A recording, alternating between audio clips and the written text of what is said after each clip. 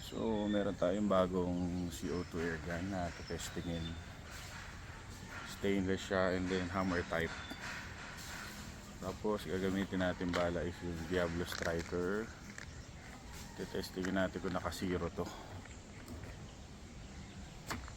Hindi nanunungkit pa ng saging sa likod, ayun o. So pagkalalagyan siya ng bala,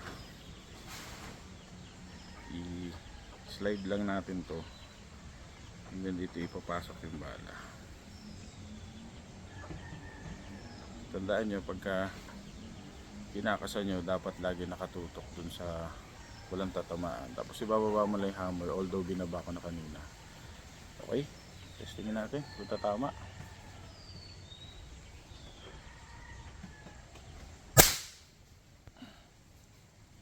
Tumama. Titingnan natin kung saan ang takbo nung bala.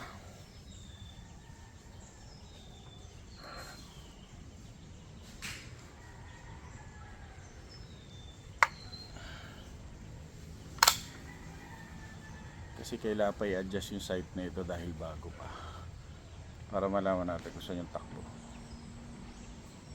Isa pa.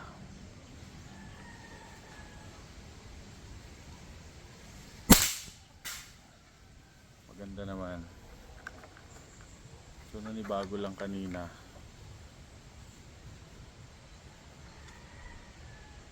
Yung isang karga ng hangin nito siguro mga 6 or 7 shots. Testing ulit. Mountain Dew, kulay green.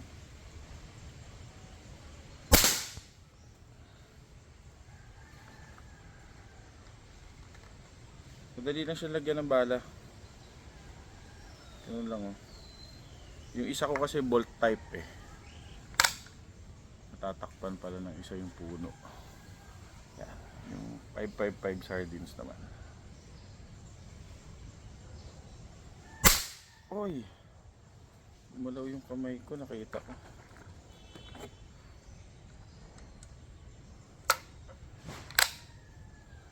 Isa pa.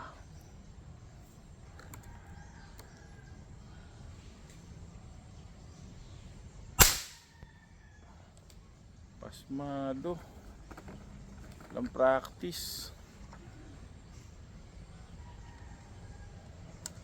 Dalawang mintis na yun pagka ito tumatlo mahina na.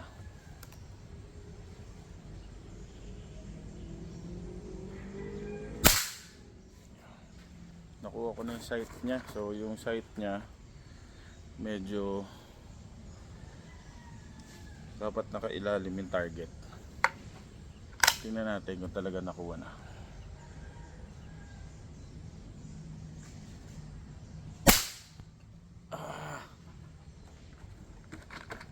Ilang shot na yun? Parang pang 6 na or 7. May hangin pa din siya. One more. Pairing. Okay.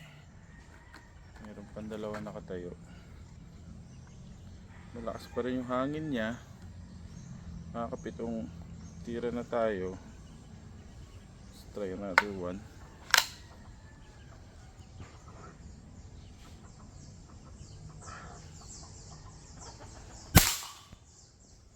At yung isa nakatago sa puno. Laki ng capacity niya. Yan, makikipagpatentero tayo dun sa puno.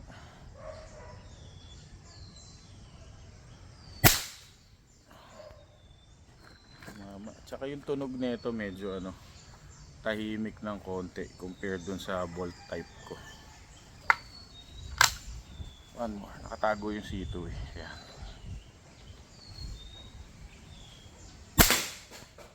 Okay. So maganda yung tama niya.